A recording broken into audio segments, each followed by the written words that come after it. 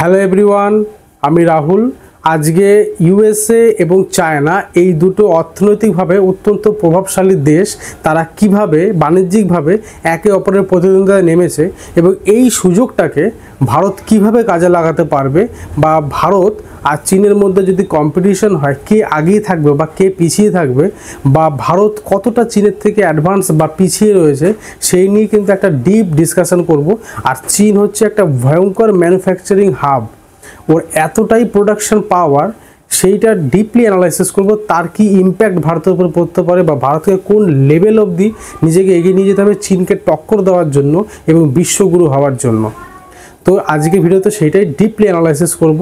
প্রত্যেকটা কথা important, every minute is important, every second is important. তো কোনটা স্কিপ না করে তোমরা ডিটেলসটা দেখো, অনেক নলেজ হবে। থেকেই ডাব্লিউটিও গঠনের পর থেকেই পৃথিবীর কিছু বিশেষ প্রভাবশালী সম্পন্ন দেশ, ডাব্লিউটিও গঠনের পর থেকে পৃথিবীর কিছু বিশেষ প্রভাবশালী সম্পন্ন দেশ সেই ডাব্লিউটিও রুলস রেগুলেশন এগুলো কিন্তু ব্রেক করে গ্লোবাল ট্রেডটাকে পরিচালনা করেছে।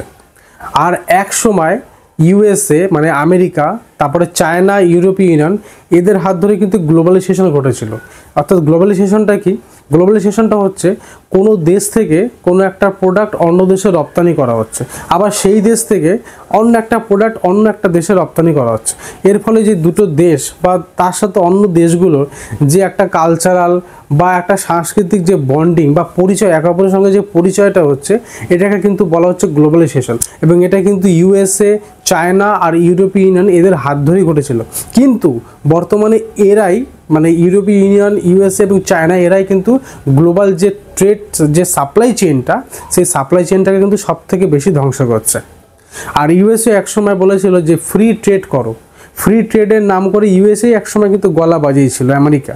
কিন্তু আজকে সেই আমেরিকা অত্যাধিক হারে সমস্ত দেশের উপর কিন্তু শুল্ক চাপাচ্ছে, মানে নিজের যে মতবাদ সেখান থেকে কিন্তু 200 আমেরিকা আর ইউরোপীয় ইউনিয়ন এদের যে বিশাল বাজার, সেই বাজারের অ্যাক্সেস আমেরিকা কি করছে, যে প্রচুর পরিমাণে শুল্ক কিছু যারা আন্ডার ডেভেলপিং দেশ বা যেই সমস্ত দেশের সঙ্গে আমেরিকার ট্রেড ডেফিসিট রয়েছে। ট্রেড ডেফিসিট মানে কি বোঝাচ্ছে, যে ওই দেশ থেকে বেশি পরিমাণে, ভালো করে বুঝবো, ওই দেশ থেকে বেশি পরিমাণে পণ্য আমেরিকায় আসছে, কিন্তু আমেরিকা থেকে কম প্রোডাক্ট ওই দেশে যাচ্ছে।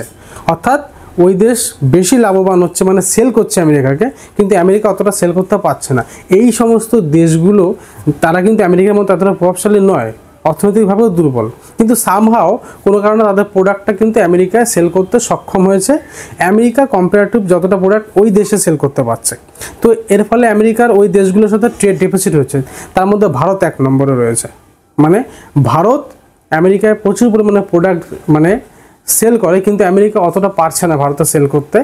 অর্থাৎ ভারতের কিন্তু ট্রেড ডেফিসিট নয় আমেরিকার সাথে, কিন্তু আমেরিকার ভারতের সাথে ট্রেড ডেফিসিট রয়েছে। তো এই ধরনের যত দেশগুলো আছে, সেই দেশগুলোর উপর আমেরিকার ডোনাল্ড ট্রাম্পের গভর্নমেন্ট এসে কী করছে, যে অধিক মাত্রায় শুল্ক চাপিয়ে দিচ্ছে, যাতে করে ওই দেশের প্রোডাক্টগুলো আমেরিকায় যখন যাবে তখন কিন্তু সেটার কস্ট অনেক বেড়ে যাবে, দাম বেড়ে যাবে। ফলে আমেরিকার যারা এতদিন ওই মানে ভারতের প্রোডাক্টগুলো পারচেস করতো, সেই প্রোডাক্টগুলো কিন্তু আর কিনতে পারবে না। তার ফলে অটোমেটিক কী হবে, ভারত থেকে আমেরিকায় পণ্য যাওয়া অটোমেটিককালে কিন্তু কমে আসবে। তো যেটা কিন্তু ভারতের অর্থনৈতিক পক্ষে খারাপ। আর ভারতের অর্থনীতি যখন খারাপ হবে, তার ডাইরেক্ট ইম্প্যাক্ট কিন্তু তোমার আমার সাধারণ মানুষের উপর কিন্তু চলে আসবে। তো এই জিনিসটাকে বুঝতে হবে। তো আমেরিকা কি করছে, এই আমি ভারতটা দিয়ে বোঝালাম, তো এইরকম আরও বিভিন্ন দেশ আছে, তাদের সাথেও এরকম ট্যারিফ, যে সেটাকে কিন্তু একটা টুল হিসাবে ব্যবহার করছে, যন্ত্র হিসাবে মানে অস্ত্র হিসাবে ব্যবহার করে সেই দেশগুলোর উপর কিন্তু একটা প্রেশার ক্রিয়েট করছে। তো এইভাবে আমেরিকা তার যে বাজার আর ইউরোপীয় ইউনিয়নের যে বাজার, বা আমেরিকার যে অ্যালিয়াস দেশগুলো মানে মিত্র দেশগুলো, তাদের বাজারে অন্যান্য দেশগুলোর কিন্তু অ্যাক্সেস বন্ধ করে দিচ্ছে। তো এবার আসি চায়নার কথায়। এবার চায়না কিন্তু একটা বিশাল ম্যানুফ্যাকচারিং হাব, মানে ভয়ঙ্কর, তোমার চিন্তা ভাবনার থেকেও বেশি, এতটাই বড়। আমি আস্তে আস্তে বলছি বিষয়গুলো। তো চায়নার একটা জিনিস বোঝো, রেয়ার আর্থ যেটা মিনারেলস, তার 80 to 90% যেটা গ্লোবাল ডিমান্ড, সেটা কিন্তু চায়না থেকেই সাপ্লাই হয়। মানে চায়নার 80 থেকে 90% কিন্তু ডমিনেন্স রয়েছে ওই রেয়ার আর্থ মিনারেলসের ওপর। এবার প্রশ্ন হচ্ছে, ওই রেয়ার আর্থ মিনারেলস ওটা কী কাজে লাগে, বা ওইটার এত চাহিদাই বা কেন? এই যে ইলেকট্রিক ভেহিকেল তৈরি হচ্ছে মানে Welcome to the বৈদ্যুতিক যে future of গাড়িগুলো, car তো manufacturing. In সেই this video, we get a গাড়িগুলোর যে fascinating look at how AI মোটরটা যার উপর গাড়িটা মুভ করে এগিয়ে যাবে, সেই মোটরটার কিন্তু তৈরি করতে ওই রেয়ার আর্থ মিনারেলস লাগে। বোঝা গেল জিনিসটা? এছাড়া স্মার্টফোন, তারপরে হচ্ছে তোমার উইন্ড টারবাইন, মানে বায়ু যে কলগুলো না, উইন্ড টারবাইন সেইগুলো, তারপরে ডিফেন্স ইকুইপমেন্ট, এমনকি মিসাইল তৈরির কাজেও ওই রেয়ার আর্থ যে মিনারেল সেটা কিন্তু লাগে। ভারত প্রায় 60% এই রেয়ার আর্থ মিনারেলস চায়না থেকে কিন্তু ইম্পোর্ট করে আনে। ভারতও চায়নার ওপর ডিপেন্ডেন্ট। ভারত প্রায় 1200 টন, কাছাকাছি 1200 টনের মতো এই রেয়ার আর্থ মিনারেলস কিন্তু সারা বিশ্ব থেকে আমদানি করে নিজের দেশে নিয়ে এসেছিল। তার মধ্যে চায়না থেকেই প্রায় 700 টনের কাছাকাছি কিন্তু এই রেয়ার আর্থ মিনারেলসটা এসছে। তাহলে একটা জিনিস বোঝো যে ভারত চায়নার ওপর কীভাবে ডিপেন্ড করে রয়েছে। তাহলে চায়না কোন লেভেলের অ্যাডভান্স হয়ে রয়েছে। আর শুধু তাই নয়, ভারতের সাথে চায়নার যে তোমার বিজনেসের যে ট্রেড ডেফিসিট, সেটা কিন্তু $100 বিলিয়ন, একটা বিশাল বড় অঙ্কের ট্রেড ডেফিসিট রয়েছে। তাহলে ট্রেড ডেফিসিট চায়নার সাথে হওয়া মানে কি, সেটা কিন্তু অর্থনৈতিকভাবে আমাদের জন্য খুবই খারাপ। তাহলে আমাদের সেই লেভেলে নিজেকে অ্যাডভান্স করে নিয়ে যেতে হবে। আর আমেরিকা কি করছে, মানে আমেরিকার সাথে চীনের যে ঝামেলাটা সেটা সংক্ষেপে বোঝাই, নাহলে ভারতের উপর ইম্প্যাক্টটা তোমরা বুঝতে পারবে না। আমেরিকা কি করছে, তো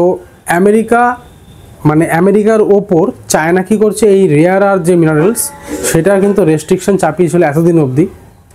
তো আমেরিকা তার প্রতিশোধ হিসাবে কী করেছে, যে চায়নার ওপর নিষেধাজ্ঞা চাপিয়েছে। কোন জিনিসটা, সেমিকন্ডাক্টরের যে চিপ মেকিং ইকুইপমেন্ট সেটার ওপর।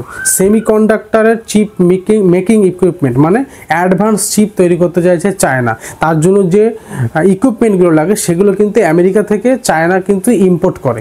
আর ওই অ্যাডভান্স লেভেলের যে চিপগুলো আমেরিকার সংখ্যা, ওই অ্যাডভান্স লেভেলের চিপগুলো তৈরি করে চায়না সেটা কিন্তু ডিফেন্স সেক্টরে কাজে লাগাতে পারে বা ডিফেন্স ইকুইপমেন্ট তৈরি করতে পারে। বিভিন্ন ধরনের মিসাইল বলো, বিভিন্ন ধরনের অ্যাডভান্স টেকনোলজিতে ইউজ করতে পারে, যেটা কিন্তু আমেরিকা তাদের ন্যাশনাল থ্রেট হিসাবে ধরছে, যেই কারণে রেস্ট্রিকশন চাপিয়েছিল।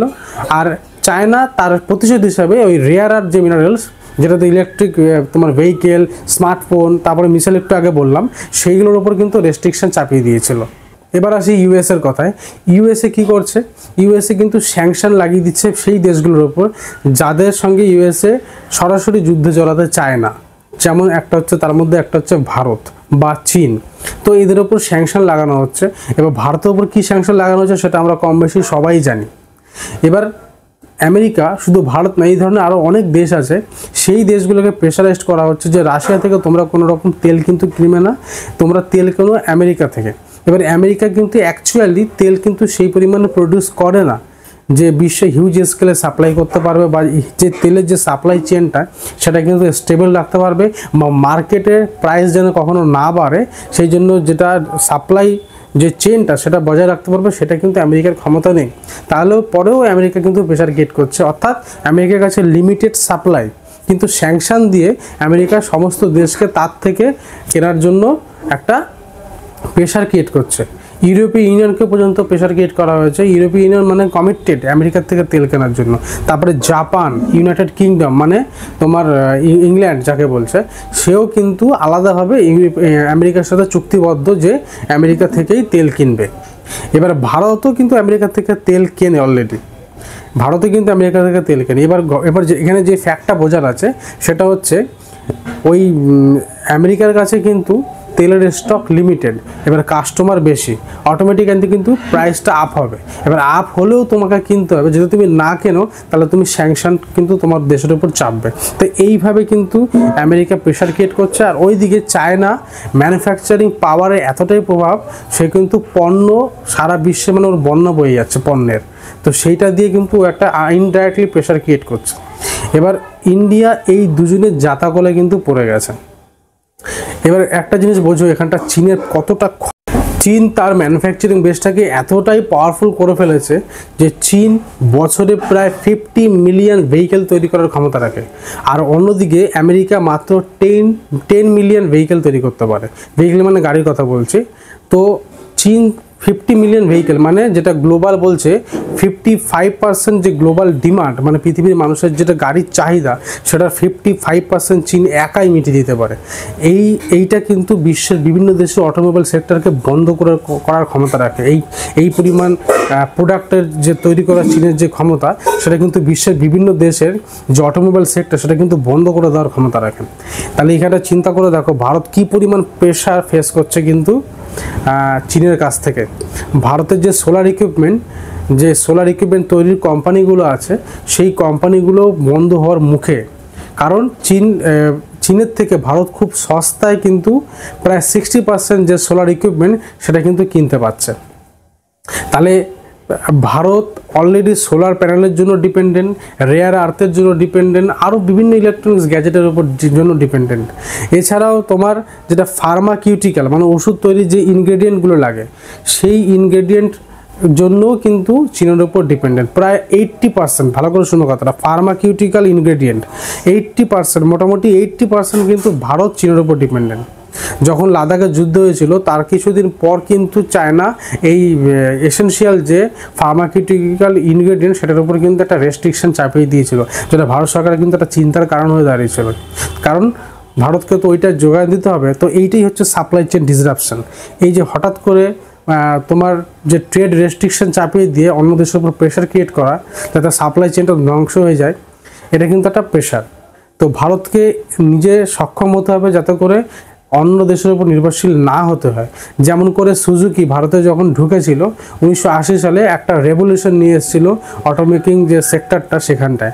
তারপরে রিসেন্টলি কিছু বছর আগে অ্যাপেল এসে অ্যাপেলের ফোন তৈরি করে ভারত থেকে কিন্তু বিশ্বের বিভিন্ন দেশে কিন্তু এক্সপোর্ট করছে। তো এরকম এক প্রকার জায়েন্ট ইনভেস্টমেন্ট আমাদের ভারতের করা দরকার। আর একটা গুরুত্বপূর্ণ ইনফরমেশন বলি, যে চীনে যে প্রোডাক্টটা তৈরি হয় আর ভারতে যে সেই প্রোডাক্টটা তৈরি হয়, সেম প্রোডাক্টের কথা বলছি, যেটা অ্যাভারেজ বলছে 25% প্রোডাকশন কস্ট বেশি। মানে কোনো একটা প্রোডাক্ট যেটা চীনে তৈরি হচ্ছে সেটা কিন্তু 25% বেশি খরচ হচ্ছে ভারতে ওই সেম প্রোডাক্টটা তৈরি করতে। তার কারণ হচ্ছে ট্যাক্স দিতে হচ্ছে, তারপরে এখানকার পাওয়ার কস্ট বেশি, ট্রান্সপোর্টেশন কস্ট বেশি ভারতে। তাহলে ভারতের যারা পলিটিশিয়ান তাদের এই জিনিসগুলো বুঝতে হবে যে আমাদের চীনের সাথে কম্পিটিশন করতে গেলে বা ইউএসের সাথে অর্থনৈতিক্যালি ইউএসের মতো মজবুত হতে গেলে আমাদের কিন্তু সেই লেভেলে যেতে হবে। তাহলে আমাদের প্রোডাকশন কস্ট, যারা কোম্পানিগুলো রয়েছে তাদের প্রোডাকশন কস্ট কমাতে হবে এবং তাদেরকে বিশ্বের যে বাজার তাদের সাথে কম্পিটিশনে নিয়ে যেতে গেলে সেই লেভেলে তাদেরকে কিন্তু সহযোগিতার হাত বাড়িয়ে দিতে হবে। শুধু রিজিওনাল রাজনীতি করলে কিন্তু হবে না। ভারতবর্ষের যে রিজিওনাল পলিটিক্সের যে লোকগুলো রয়েছে না, পার্টিগুলো বা নেতারা, তাদের কিন্তু এই জ্ঞানগুলোর খুব অভাব রয়েছে। তাদের কিন্তু এই নলেজটা অত্যন্ত দরকার। তবে তারা যে ছোট ছোট স্বার্থ সেইগুলোর বাইরে উঠে গিয়ে দেশের মঙ্গলের জন্য সেই লেভেলের অনুযায়ী কিন্তু কাজ করতে পারবে। আদারওয়াইজ কিন্তু দেশের ভবিষ্যৎ কিন্তু সেইভাবে উন্নত হতে পারবে না। ভিডিওটা যদি তোমাদের ভালো লেগে থাকে বা তোমাদের যদি কোনো জ্ঞান অর্জন হয়ে থাকে, তাহলে অবশ্যই তোমরা একটা লাইক করো, শেয়ার করো, সাবস্ক্রাইব করো, নিজের বন্ধুদের মধ্যে শেয়ার করো। কারণ এই একটা লাইক, শেয়ার, সাবস্ক্রাইবার আমাকে ভিডিও করার জন্য অনুপ্রাণিত করে। একটা ভিডিও খুব মেহনত করে তৈরি করতে হয়। প্রথমে সেটাকে পড়তে হয়, তারপরে স্ক্রিপ্টেড করতে হয়, সেটাকে বারবার রিটেক করতে হয়, এডিট করতে হয়, তারপরে একটা ভিডিও কিন্তু আপলোডেড হয়। প্রায় 15 থেকে 20 ঘন্টার একটা ভিডিও করতে টাইম লেগে যায় প্রায়, অনেস্টভাবে। তো খুব মেহনত করে করতে হয়। যদি তোমাদের কোনো ভালো লেগে থাকে তবেই তোমরা লাইক, শেয়ার, সাবস্ক্রাইবটা করো অন্তত।